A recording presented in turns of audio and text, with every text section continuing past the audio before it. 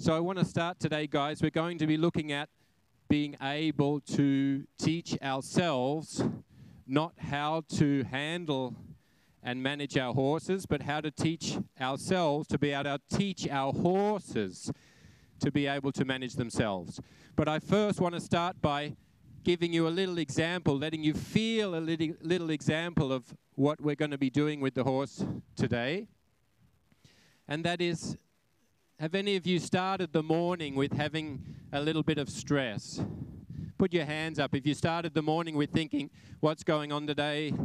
How are we going to arrange all this? How are we going to be bloody getting here? How are we going to get in the showgrounds? Do we have the tickets? Any of you thinking, I've got to be at work on Monday, already thinking about the Monday, being very much in your mind, in your head. We see a lot of people nodding, living in this world where our brain is going all of the time, our brain controlling our physical state, not being aware how it's controlling us. So I want to take you now from that place into a space where you can start to feel your body again. So if everyone just stands up out of their chairs, also the royals this side sitting on a cushion, and just start to slowly feel your body a little bit. Just let your hands hang down by your side. Start to feel a little bit where your feet are touching the ground. And all of us together start to feel where your bums were sore from sitting on the chair.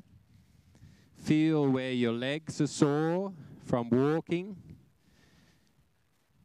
Feel your energy start to travel down through your body into the sand. And you have a sensation of your body being completely relaxed. You know where your hands are, your arms are, your legs are. You feel the sensation of yourself standing in this beautiful place. Now I've put 5 cards randomly under the seats.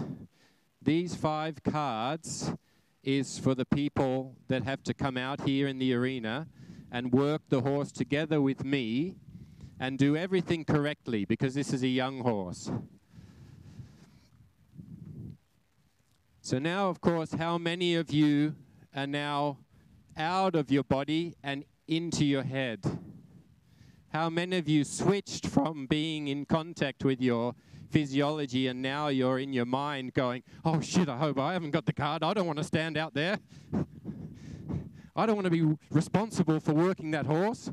I want to see that horse, that young horse that knows nothing, pull Tristan's pants down in front of everybody. I don't want to be a part of that. So straight away you've gone from being in contact with your physiology and you've gone into your mind, and your brain started going 100 miles an hour. And this is what's happening with our natural instincts to predict and protect. And that's exactly the same for the horse. A lot of the time our horses are getting into this state of predict and protect. They're in an environment where they have an expectation. They're in a space when they don't know how to manage themselves in that space. And they start to get into their mind and they're thinking about where they need to go and how they need to protect themselves in order to survive. This is the same thing that's happened to us. So as you're sitting here now, just start to allow yourself to go back and check in with yourself. Start to feel in your body what changed when I said that you could be a ticket under your seat and you could have to stand out here in front of everybody else together with me. What happened in your body? Did you start to have your breath go up a little bit? Did you start to cramp? Oh, I now have to just search to make sure it's not under my seat. Part of your body started to do things without you knowing. And this is the part we have to check in with. And this is the part we'll be checking in with the horse when he comes into this space. So this is one of the things that I look for in being able to get the horses to be in contact with themselves, to understand what's going on within themselves. And it's my job as the mentor to be able to teach the horse what it is that's happening and to give him a self-awareness, which builds a self-management system in order for him to control his own experience. Now we've got a young horse that will come in here in a moment. I don't know anything about the young horse apart from it was in here last night and didn't have a great experience. So we're already starting with an, oh shit, I'm coming in here again. So we're already going to relive a past trauma. So past traumas predict a previous or future experience. Past traumas are going to predict future experience. So we've got a young horse coming in, didn't have a good experience last night, and so now we have to reprogram that. We have to change the horse's story in their mind of what's going on. What I want to teach you guys when the horse comes in is to be able to see what happens. We're going to be looking a lot. We're all looking. Most of us has 2 good eyes, or 1, or eyes that can look, but seeing is something else. And so now I invite you into my arena, into my space, how I would look at a horse that would be coming to my place, and I start to be able to try to see what's going on. So I'm looking first of the posture in the body. She's already starting to say, shit, this is this place I was here yesterday, and that didn't feel that great. So the body starts to go into already a predict and protect mode. The body already starts to say, I'm not sure if I want to be in here. There'll be a lot of things going on in the body already that she's unaware of. And of course, it's the young man's job, the handler, to get the horse here in the middle. So he already is putting some expectation on himself, and therefore he's putting expectation on the horse. What's also interesting to me is the combination, because of course horses don't exist without humans. So we have to look at the combination. What is the dialogue? If you were to put words into this conversation between this young man and this young horse, what does the conversation look like? In TRT, we tend to generalize to give you a better vision of what you see. And what's important is to be able to see both in a horse and a handler yourself. You can just keep walking here a little bit, mate. You're doing a great job. Is to be able to see the 3 main categories being the dictator, the mummy, and the mentor. Now, the dictator would have already started to wrestle the horse a bit. He would have already been conscious that everyone's looking at him and he's going to be embarrassed and the horse is going to make him look like an idiot. So he starts yanking on the halter and he starts telling the horse, get up, come on, you bastard, get in here. You're making me look like a fool. Or it also comes from a place of care that he doesn't want anything to go wrong. He wants the horse to behave and to do exactly the right thing, to put on a good performance. But he's going to go about it in trying to control the situation, to get the horse to listen to him, give him a good kick up the arse if he's not walking. And then we have the other hand, which is the mummy.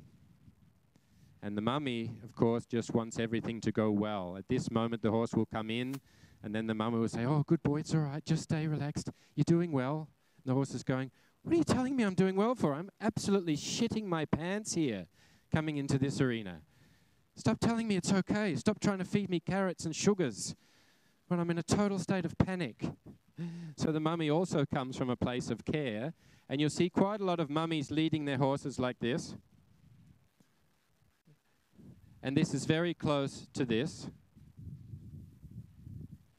Absolutely the mummy position. So, of course, reassurance only goes so far when the horse doesn't have the knowledge to know how to deal with themselves. So the combination in the way we guide our horses is really important. And so we have here, however we walk is who we are. You see a young man here that's very calm, very relaxed in his body language. He's quite certain. He could walk the same around the yard at home as he's walking here in one of the main arenas in Dublin in front of all of you. Just roll the sleeves up, relaxes himself a little more, gives the horse a little support, puts a hand on, reassures the horse that everything's okay. So here we have a natural mentor type of person, a young man far in the horse world, because his disposition is to give the horse feeling and try to guide the horse into the best possible place in the best way he can. He's not looking to really control the horse here. Allows the horse a little space. The horse feels it needs to make that decision to get round the pot plant. He allows that to happen, and then he continues gradually. So in this moment, I have for a horse that is completely afraid in a space like this, which is a very unnatural space for a 3-year-old that's only lived 3 years, hasn't had long enough to learn and experience many things, and to come into a big space with a crowd and a screen and a guy in the middle with a strange accent talking on the microphone, all the energy of the people. So there's many things going on that she's not yet knowing how to deal with. So to have a young man on the end of the lead like this is your best option. So give yourself an internal, not out loud, not a physical round of applause, but everybody inside can say, ah, yes, that young man's doing a good job for that young horse there in this situation. That was your round of applause, young man. So feel, yes, there you go. Thanks very much. So you can bring the horse into the middle here. And then I will feel a little bit what we have. I will start to try to be as good as you. And if I'm not, I'll just hand you the rope back and we'll quietly exit the arena and no one will know we're here. I'm just going to fix this. That'll work. Thank you. Very good. So the important part here in the beginning is that I gain value. So I'm not looking in this moment to control the mare.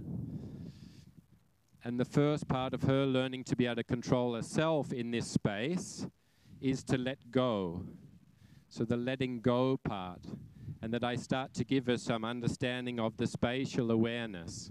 So spatial awareness is her understanding of where she is within the space and where she is in relation to me.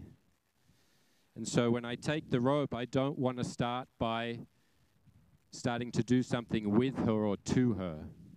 So she doesn't start to immediately think that I'm going to start asking questions and there's going to be an expectation. I want to be very aware of where I am within my space. So that gives her a reference of where she is within hers. And you saw with this young man, he was the same. He had a very good idea of where he was going to walk. He was not being insecure and wondering how he was going to get out of the way. No, he was in a position where he was sure where he was within the space. And so we want to be able to allow the horse also to feel that. So what I'm allowing now is for her to find a little bit the space and to start to feel how the body is within the space. She checks something out over there. She sees a guy with an ugly hat, and then her energy goes up a little bit. She gets a little bit insecure. You get the normal lunging technique, so finding security by going out and around the person. So this is a natural response in that way. So I start to give her a little bit more awareness of the space now. So letting go. And then I start to focus on a space with sensation, body language, the thought of the space. And when she has a small moment of focusing on the space, then I take the pressure away. I start to move with that space. And I do the same again. Sensation, thought, body language, my voice. And then I start to put some energy in the space, and I allow her to make a good decision about some self-management. So I'm not telling her where to be. I'm not putting energy up and pushing her away. I'm giving reference to this space. And it's not about me gaining respect. I now reward her for that one moment where she paid attention to the space. I start to move again. I take my energy up. I take my energy down. And we want to see that she starts to self-regulate. She starts to have an awareness of that. I give an awareness of the space again, so that she starts to become aware of the space of conversation here. This space here, that she has an awareness of where that is. And so I start to move again. The space moves, energy up, energy down, and that she starts to self-regulate. She starts to feel the energy. She's aware of the space. She starts to slow the energy. And we have to allow her to be aware of the space of conversation, the space between us. And so she's no longer held, but she starts to be able to see me in the leading position, not as a leader, but as a mentor, as a guide, to allow her to feel like she has the answers. Oh, I know where it is I have to be in a space that before I didn't know where I had to be. And I wasn't making decisions. And now, teach her that ability to make a good decision. It's not getting away from me. It's about being aware of this space. She's still looking for the security. She's still looking for me to hold her hand a little bit. And so that's difficult in this space because, of course, there's lots of things going on which make her insecure. So she's needing the feeling of security and comfort. But what I want to be able to teach her is that security and feeling of comfort is within her. She doesn't have to go somewhere else for that. So when you have a forward energy in the body, she's wanting to go forward all the time, choosing to run. We want to make her aware of this space that she draws the energy back and she can find the rest in herself. So she can stand still in this place. She starts to change the energy from forward to reducing the energy here down. And she starts to be able to find rest in the body. When we start to find this rest posture, I start to let her feel the other parts of her body. So this is the same thing as we just did when I asked you to stand and feel how your body is. So she's a little bit not wanting to feel her body because we go in and we give reference to a part of her body that's holding tension. And she says, oh my God, yes, I'm really tense there. Look, feel how tight my skin is. Feel how tight all my muscles are. And in the beginning, we don't want to try to change anything. We first want to be able to transition from her external distraction. You see, she was wanting to scan the area. She's wanting to control all things in the space. And what we're teaching her here is to be able to control herself. She learns to control herself. She learns to control all situations. When she's trying to control everything within the space, all of you, everything that moves, everything that makes a sound, it is the definition of exhaustion. So I want to bring reference to the body. What is the body doing? What can you change in your body to be able to give you a different feeling? So I go through by just feeling how the body is, not having an internal dialogue. That's the most important thing. I don't want to be thinking, oh, please relax, please do the right thing. I just want to be able to feel the body and that she can feel her body through me just feeling the body. Here we have a big tension point. So I just follow. And when she starts to relax and the body starts to make length, then I go away. And I want her to feel that she can go continuously away if she wants to, and that she gets good at bringing herself back. So it's not about keeping her here. It's allowing her to go, if I want to go out there, but how do I bring myself back to myself? How do I refocus on my body and what my body's doing? So that she learns also how to find her way back. Just like you people did when you went from worrying about if the card was under your chair, and how do I find myself again? How do I find my way back to myself and to be present? What's going on right here? Now, the same thing would happen if I was to let all the most dangerous insects, snakes, and spiders in Australia out under the stands. The first thing you lose connection of is your physiology. It is your body. You get into a panic state. You're no longer thinking about what's going on here in this moment where you're sitting. You go into a mode of trying to escape. And so here she's away, focusing on the other horse. I'm alone in the arena. Can I get some security by knowing where the other horses are? And then I just make contact with the body. When she goes from an external distraction, you can see the ears up, the eyes looking somewhere else. When she brings herself back to an internal focus, we get one ear. She starts to scratch. She starts to figure out where she is within the space. We take the pressure off. She gets good at this. having an awareness of herself, this moment. So not being literally 5, 6, 7 meters away, but being here. So now we start to feel the order of movement in the body. So we know she's a horse that's pointing north. So this will be the exercise we do to rebalance that energy. So she wants to go forward in every step. When she takes a step to the side here, her left front leg will want to go forward. And we need to teach her to be able to redirect that energy, not this step, but this step, behind and across. Not forwards, behind and across.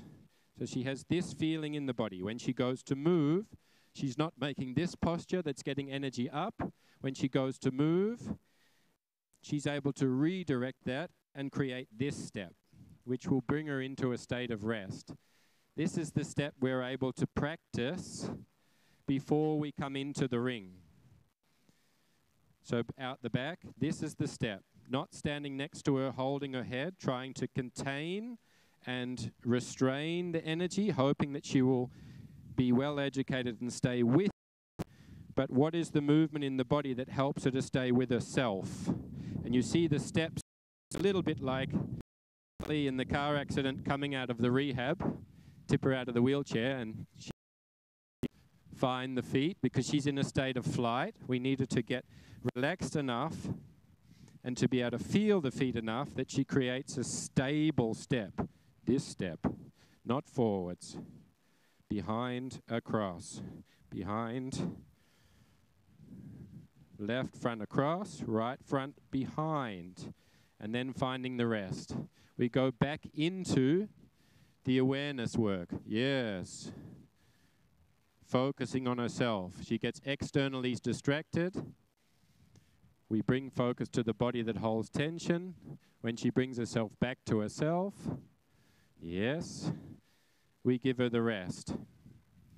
When we start to be able to guide the front legs behind and across and find more rest in this basic pattern, this is the pattern you can use before you put your horse on the trailer. This is the pattern you can use before you go into the warming up. This is the pattern you can use when you're in the warming up. In the saddle, on the ground. This is the pattern you can use when you're hacking out in the forest and your horse is getting a little bit up in the body and you want to teach them to be able to come down in energy. This is the form, the shape to bring energy down into this space. So you get a horse standing this way in the posture and not a horse that's in a predict and protect panic state. So the whole session for this mare is actually undoing and redoing the compensation patterns in the body that were created yesterday when she got into a stressful situation and didn't have the answers. The funny thing about this is the type of horse you need for top sport. This is a modern type horse. Sensitive, electric, athletic, has speed, length, style, intelligence. And what comes with this is a higher level of natural instinct to survive. So we're breeding horses to be more successful in sport, but what we have to realize is what comes with that is that instinct to survive. So all the spaces and places we put them in, Mother Nature is not like the old Oldenburg from 20 years ago or the old Irish draft. You put him on the lunge for 2 minutes, you can put the whole family on. This horse you could lunge for 5 years and it would still buck you off. So it's the preparation of knowing what to do with the body, teaching the horse the pattern in the body that's going to serve them. So I'm starting now to go into the forward step. If your brain is already exploding by trying to understand my Australian accent, or I've given you so much information you can't concentrate anymore, just take a swig of water or beer and just stay with me. So going through the forward step means that the horse is going to be able to make one very important thing with a forward step, And that's to make connection in the body, in diagonal pairs. When we talk about diagonal pairs, how does your horse turn? Do they turn where the hind legs are spinning 100 miles an hour and your front legs are stuck in the ground? Or does your horse turn in a way where the inside hind and the outside front are turning together? So inside hind, outside front, turn together. This shape. This creates a connection in the body, which creates a calmness in the body. So another step, you can teach your horse at home or in a main arena in Dublin, a 3-year-old, to find connection in the body to be able to find relaxation in that moment. We go to the magic tool bag. Does everyone know what the magic tool bag is? You know what sits in the magic tool bag? You're all looking very Irish. The magic tool bag has magic tools in it. And the tools are there just to be able to guide the horse. So my first tool is the groundwork stick. So it's just an extension of my arm. So what we have to make sure is that the body is not already going into a state of panic. That the body's not already having association to something that approaches her and puts the body into a state of protection. That it starts to get into a contraction pattern, involuntary contraction pattern. When we touch the horse, what is she doing? When we touch the horse, is she relaxing, like we taught her with our hand? Or is she already thinking, oh, I have to run away? So if we start to ride this horse and we've taught her already to run away from something, then we're going to have to ride for the first 3 months after she's backed on the hoverboard, where our legs don't touch the sides. Or the other way around, we get a horse that starts to not know what touch means, and then they block in the body. And then all of a sudden we have a horse we can't get forward. So from the beginning, we want to teach them what the meaning of the aid is. What is the meaning of touch? So here, running away. Here the body goes into a contraction pattern. You see the flank gets tight, the belly gets tight. She's breathing now above the midline. So I take the whip away and I give an explanation. What's happening here in the body? Yes, now she breathes out. So we give some reference to what's happening in the body. I touch again. Yeah, so we don't want when our leg touches that she runs away. This is caused by the lunging, the old-fashioned technique where a guy stands in the middle with a stick and he chases the horse. She experiences movement and sound, and the body says, oh shit. And then it runs, and then she thinks, oh, thank God I did that. Thank God I ran from the lunge whip because I thought I was going to die. And now I've done something to defend myself. But it's exactly the opposite to what we want them to do when we get on. We don't want them running away from the leg aid. And we want them to move in a pattern where they find connection in the body. The body starts to connect here, diagonal pairs. She makes a shape for the carrying posture, a shape to carry herself, and then in the end, a shape to be able to carry the rider. So this is your opposite to lunging with side reins on or a slufteugel. That's Dutch for draw rein.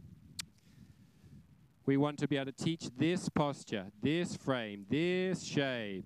So she's now in a shape for carrying herself that fits her body. Does this make sense? Say aye. Is this on, mate? Do you think, can you hear me? Can you hear what I'm saying? Yes. If it's just for us, it's also okay. You understand what I'm talking about? Say aye. You are there. So here, creating this posture, shape for carrying. We don't want running away. When she starts to run away, the worst thing I can do now is take the whip immediately off. I have to keep the whip there and keep contact till she stops. When she stops, I take the whip away. So she understands the body has to relax when she feels something touch, not go into the predict and protect mode. So once she's learnt the shape, before I go and start to work them on the circle, I want to teach them the meaning in what they have to do in the body when they experience 4 main things. Those 4 elements are movement, touch, sound, and approach. So you have to remember them. Movement, touch, sound, and approach. These are the 4 elements that if you haven't taught your horse the correct response, will get you in the shit. Think about when you come to a space and you're about to ride outside and your husband starts the mower. The husband starts the tractor. That's the element of sound. Sometimes your husband gets you in the shit. When you get on and ride and that annoying neighbor comes with the dog and you didn't get a chance to tell your neighbor, I'm on a young horse, please go quietly. And then you end up in the shit. So before I start to work the horse on the circle and she experienced going past something, around something, between something that has the element of touch, that has the element of sound, the element of movement. Now, the element of movement can be that the horse is still and something approaches it.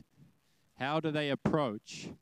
For a jumping horse, how do you approach something is pretty important. What do you feel in your body when you approach something? It's the same as if something is approaching them and they're still.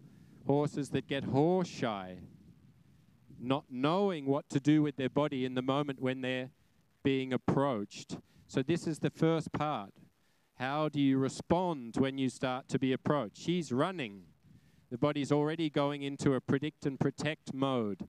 She's getting into a state of a non-conscious reflex pattern. I approach with the stick. She goes, I can't breathe. I can't move. And then if I have to move, I have to run. But we don't want them to be thinking like that. We don't want the body to be doing shit that they're not aware of. They have to be aware of what the body's doing. So we touch her in the where we know she's sensitive. So if she now gets really sensitive and starts to run, I take the bag away and I give the explanation. Feel this in your body.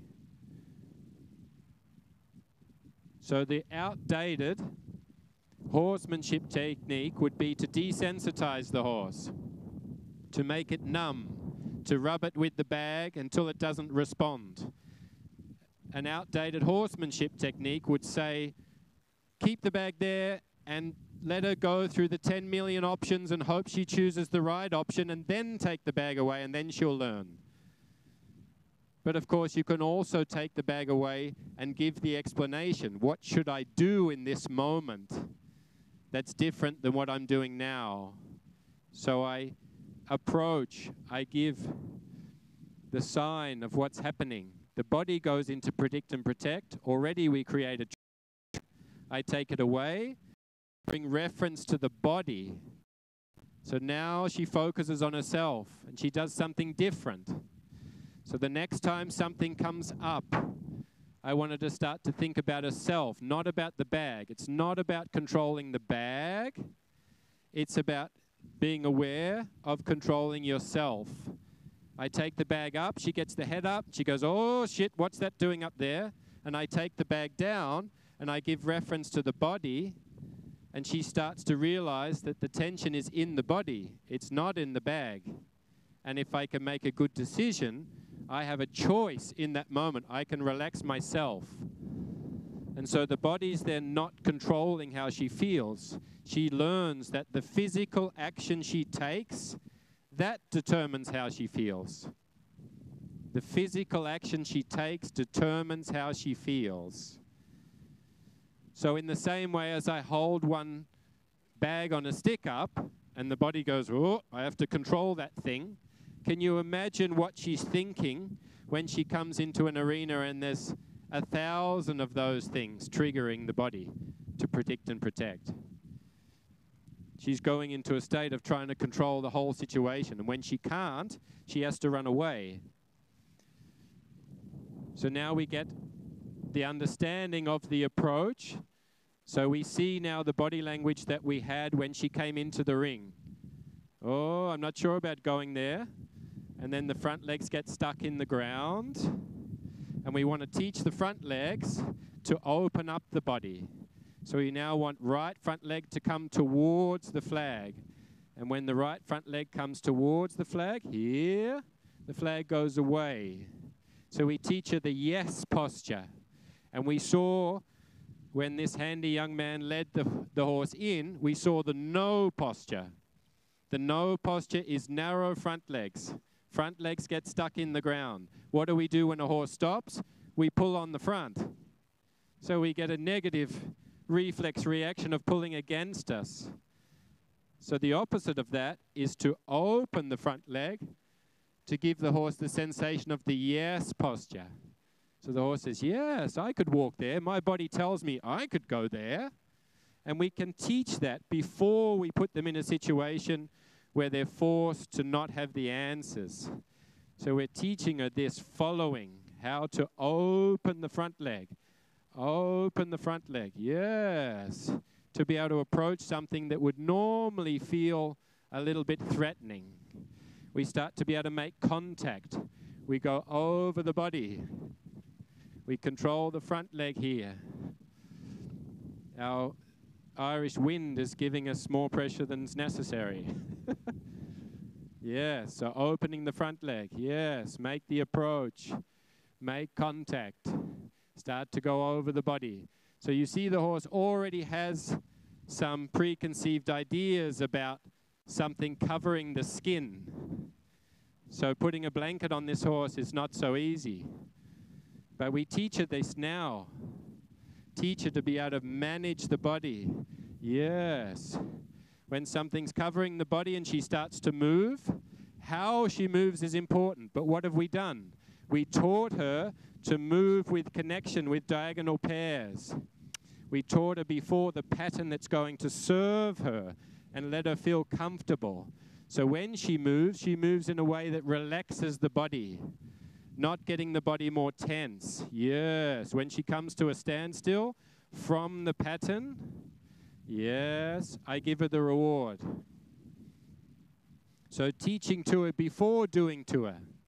Not trying to get a blanket on or something over the horse and she doesn't know what the hell to do with herself. So when she starts to move, I don't stop her. I redirect her into this shape.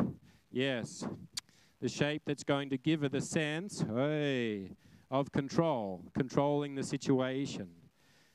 Making contact again, moving over the horse, around the horse. Checking in, what's happening here? Are you holding tension? No, good girl.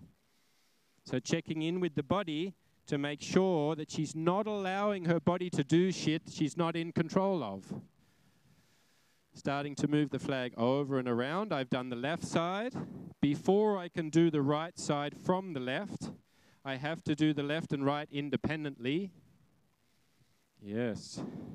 So again, now I'm not trying to stop her in this moment. She tries to move. I show her the shape. Yes. So if you're starting with a young horse, a foal, 2 days old, a 2-year-old, a 1-year-old, a 3-year-old, the idea is not to undo and redo. If you do this from the beginning, now I'm dealing with a past trauma because the body's going into a panic state. But if you teach this from the beginning what to do with the body, she will never get into a moment where she's not knowing what to do. And she has to get into a state of panic. So the not teaching is causing us the failures. It's causing us to fail the horses, which allows them into a situation where they don't manage it, and then we have a problem. So now we have the flapping flag on the body, and now I check in here with what's going on in your body. So I just keep my left hand on the skin. Yes, when she relaxes herself, I go away again. And then in that moment, this is enough. It's not that you have to stand here for half an hour with a flag to be able to teach her. We're going to do one more exercise because the mare's done incredibly well. And it's the same with sound. So we start with the noise. And you see the body get into a panic, so I stop and I guide her as the mentor. and I say, this is the shape. This is the shape in the body. Left front. Here she gets stuck in the front legs. Left front. Left front. Yes. This shape. Oh, that brings you into a state of management, control. Noise again. Yeah, so I reward her for now not going into the panic state. Noise again. Bring reference to the body. Yes. Is the body going when she hears the noise? Yes, I allow her to know that the body's doing that. If the body goes into shock, reflex, I stop with the noise and I say, what's going on here? This is the thing that's making you petrified. This is the thing that's getting you to shit yourself. It's not the clappers, it's what your body's doing in that moment. Again.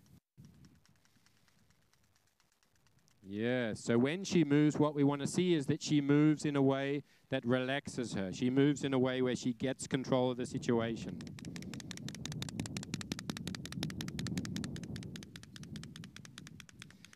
So now we start to see the pattern working by itself. She turns in the shape. Very good. We make reference to the body again.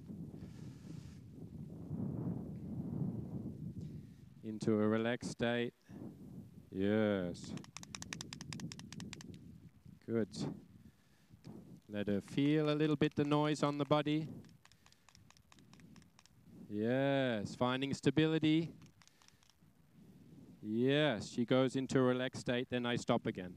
And then slowly we just build this up till she's able to manage herself with higher and higher pressure, and you're able to prepare her through simulating the knowledge she needs to know before going into a space like this. So now we rewrite the story. The best thing about this session is now how the horse feels in this space. That yesterday was the nightmare. So the best thing is now is she can take time to scratch her ass. She feels happy to stand with the Aussie. And now she's not in a state of panic. So we rewrite yesterday's trauma, and from every day from here, everything will get a little bit easier. So you can do your best again, young man, and just lead her out quietly, because she's in her mind now. Duration time is enough. And you don't have to hold her. You can relax with this hand. Yes, and just walk. Same way as you came in. Yeah? So I think we have, I don't know how we're going for time. There's no one pulling on me yet. We're just about on time, Tristan, but maybe someone over there might have a question for you. Ask them to ask you the question. Has anybody a question So we've got for Tristan? Put your hand up. We've got a short bit of time, I think Jack's saying. We have just for Q&A. If anyone's got any questions, you want to jump up, come in the middle with me. We have someone with a question there, Tristan. If you go to the arena, if you go to the end of, we don't have a roving mic over there. We have a young man there in the yellow high-vis jacket. Connor is coming with the mic now. And you can ask the question, and we'll get the insightful answer for you immediately. Hi, Tristan. I'm over from Canada. Hello. Wow. So I have a pony that when he gets into that elevated state, he'll nip at you, or really anything that's close to his face. What would you suggest to get that to stop? Yeah, so that's a really interesting point, that you have a horse with an elevated state that has high energy, and then he starts to nip at you. It's a normal physical reaction in that state, because if you think about a horse that nips at you, his energy is already coming up in the body, and it's going up into the wither, through the neck, to the head, and then he starts to search for. So the energy coming up through the body and into the head is creating the body to be reactive. And so when the mouth gets reactive, the next thing is to deal with that energy by chewing on something that's directly in front of him. So the most important thing in that moment is to not correct the biting, because it's like then thinking of the energy that's behind the napping is like giving gas, and then we just put the brake on at the same time. In a behavioral conversational sense, he wants to nip, and we start to make that part of his body more active. more sensitive, and it's a normal instinctual conversation with another horse that if he naps and we correct, that he's going to keep going in that game.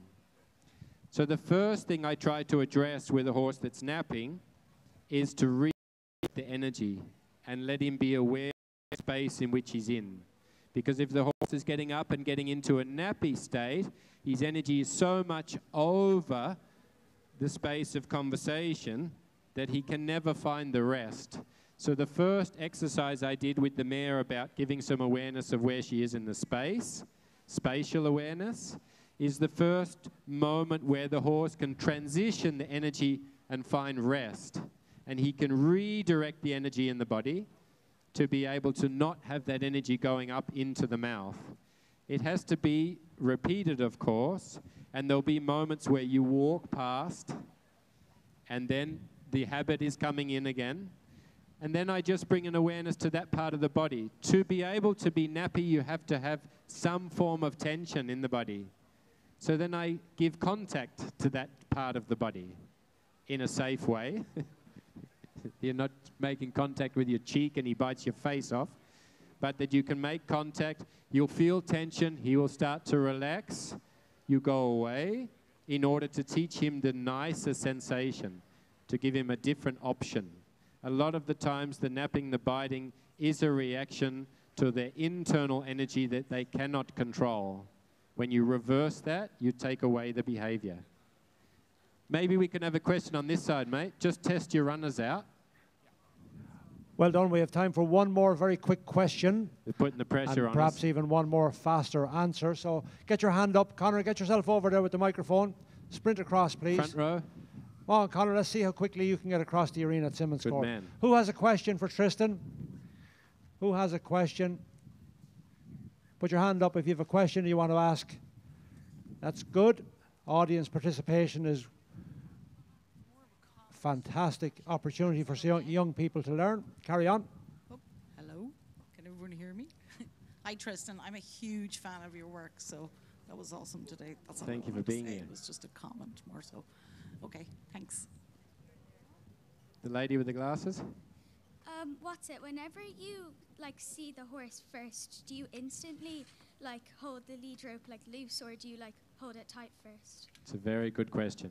So when I first see a horse and I take the lead rope, do I hold the rope tight first or immediately let go? I immediately let go.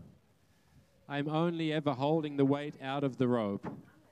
Some people say when you're leading a horse, well, isn't that dangerous? We all learn to lead a horse in this position, to be next to the horse. We learn in the beginning to stand next to an uneducated horse 1 foot away in a dangerous position. So for me, the rookie position, the beginning part, is the letting go and teaching the horse that he's not being controlled, but he has an opportunity to feel like he's in control. If we hold the horse right away, we give him the sense that we are controlling him, which was what I was taught in the beginning. It's what a lot of us were taught. But then slowly you learn the empowerment of a horse being able to take responsibility by giving him the opportunity. So the letting go is the most important bit. And if you're with a horse that you're unsure of, you see in the beginning that I always face them a little till I get a feeling of where they're going to go in the space. Then I'm giving enough distance that if I need to turn towards the back end for the horse to go away from me, I have the opportunity. But very quickly, I try to give them a sense of where they are. And when the horse has a sense of where they are, and he starts to be able to follow your energy up and down, you see this young mare, she wasn't an expert at it, but already in a few minutes she got the idea, 3 years old in a space like this. So if you're training at home, it comes very quick. When the horse is able to read your energy going up, going down, they see the space of conversation, then you can walk next to them. You can shift yourself into the pro position, not the rookie position. The horse is already knowing how to follow your body, so then you're free to walk with him in a relaxed way, and he knows then where it is he has to be. And then he feels like he knows where it is he has to be, and he's more confident. He feels like he's controlling himself instead of being controlled. Righto, guys. Thank you very much for having me. Show your appreciation for Tristan Tucker, ladies and gentlemen. See you next time. Remember, Tristan is back here each day for the next 2 days. There'll be further additional masterclasses. You can come along. You can also, of course, track him down on his global online platform to learn more of his now world-famous TRT method. So well done, Tristan. We look forward to seeing you here again tomorrow. It's an online training with so many courses. Don't be a fool. It's yoga for horses. Woo!